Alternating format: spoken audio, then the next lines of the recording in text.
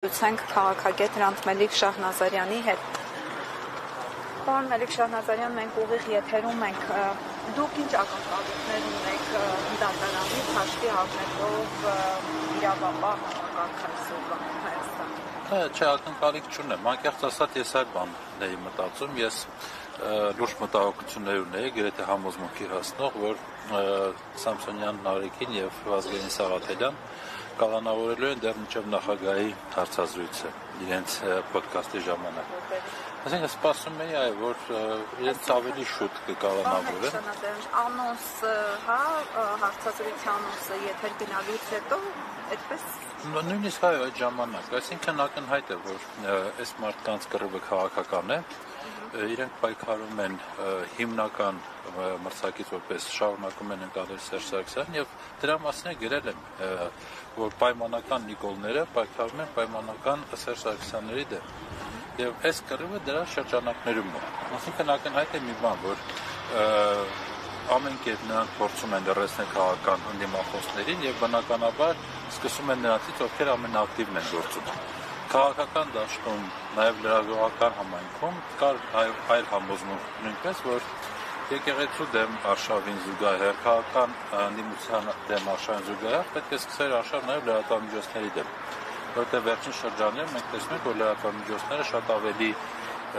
ակտիվ են գործում այս իշխանության դեմ, քան նույնիսկ բավական կայացած քաղաքական ուժեր։ Եվ բոլոր այդ սպասելիքները ըստ էության արտահանում են հերթով, այսինքն ձերբակալելով տղաներին, իրենք ըստ էության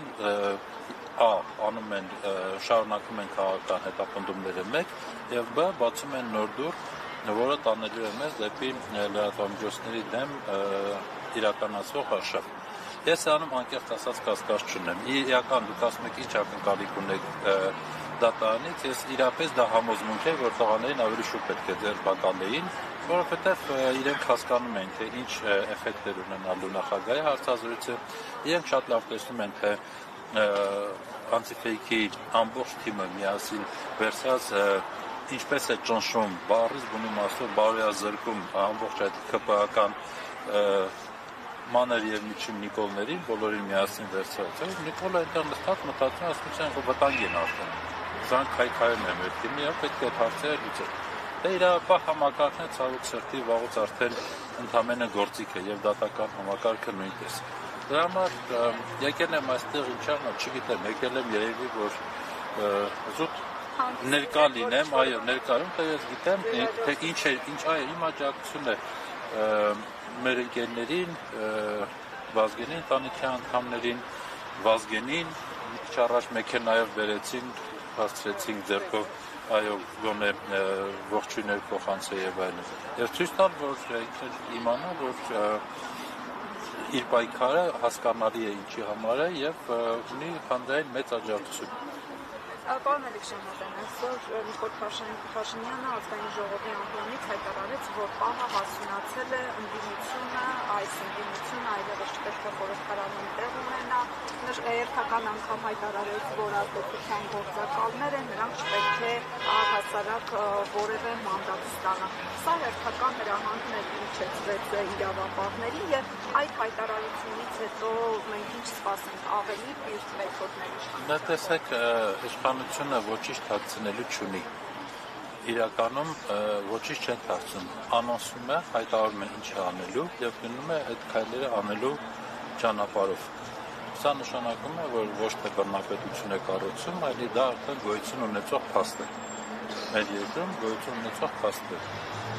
Թաքցնելու բան չունի, որովհետեւ մեկից չի վախենում, ամեն լավ էլ հասկանում են, որ միևնույն է արդեն հանցանքներ այնքան շատ են, որ պահը հենց որ կորցրել է, ինչ որ մի պահ է ոստատ թելը կծիկը ձեռքից բաց թողնի, հասկանում է, որ ամեն ինչ է կորցնել։ Դրա համար արդեն էլ ոչինչ աչքանք չի առնում, բացահայտ ասում է, անոնսում է իրական հերթական քայլերը, բռնաճնշումների հաջորդ էտապները, իսկ այս սրանքեր ինքնասիրություն չունեցող մարդկանց պես, կարծես երբեք ոչ մի վայրկյան անգամ չմտածած, որ վերջին հաշվով ուսադիրներ են կրում, ինչ որ պատվի բան պետք է դրա տակ է լինի, Այդ ամեն ինչ առանց հասկանալու նրանք ըստ էության հատարում են Նիկոլի բոլոր հրահանգները։ Սա է իրականությունը։ Այստեղ արդեն գիտեք, այս մեթոդներով աշխատել, չգիտեմ, պայքարել, արդարադատություն ակնկալել եւ այլն անիմաստ է սա։ Մեր օրվա ընթացքին նայեք, մեկ օրվա ընթացքում ինչեր տեղի ունեցավ։ Բագրատ Սրբազանի խոսքը լսեք դատարանում։ Կալանքները երկարաձգելու եւ այլն, այսինքն ու ինչի հիման վրա։ Հորինված հայտարարությունների, որ այնքան հորինված է, որ իրավապահները նույնիսկ քրեական գործի մեջ չեն ներառել։ Բայց միևնույն է դատարանում հղվում են այդ հորինվածների վրա, որ քրեական գործի մեջ չկա։ Եվ մի ամբողջ arczepiskopos-ի կալանք 3 ամսով երկարաձգում։ Դա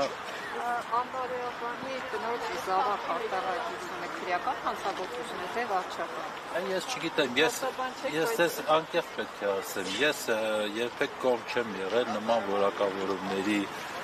այդ ոճով խոսելուն։ Այո, ի պատասխան է հնչել, գիտեմ, որ ըստ էության Ալենը ինքն է, այսպես ասած, սադրել, որպեսզի նման պատասխանի արժանանա եւ հետո էլ կարողանան այս շոուն բեմադրել։ Սա հասկանում եմ, բայց նորից դրանով հանդերձ դա այն մոտեցումները չեն, որ ես կիսում եմ կամ ճիշտ եմ համարում, բայց ես գիտեմ, որ եթե մի կողմ դնենք այդ էմոցիոնալ մասը, դրանով պարզապես փորձում ենք քողարկել։ Եկեք էություն տեսնենք, տղաները ամեն օր եթերում բացահայտում էին սրանց հանցագործությունները, բացահայտում էին սրանց իրապես ամբարով վարքագիծը եւ այլն, այսինքն դավաճան լինելու փաստերն էին անընդհատ իմի բերում, կոտրում էին իրենց քարոզչական թեզերը, իշխանությունների քարոզչական թեզերը եւ այլն։ Այս ամեն ինչի համար են մենք այս բանին կալանավորվում։ Չեն կալանավորվում, որ Ալեն Սիմոնյան չեմ կարծում, թե Ալեն ինչ-որ պիտի վիրավորվեր դրանից եւ այլն։ Նրանք այնքան բաներ են արել, որ դժվար է դա իրենց համար արդեն վիրավորական լիներ։ Պարոն Ալեքսանդրյան, այսօր առավոտյան երբ ազգային ժողովում քննարկվում էր բյուջեի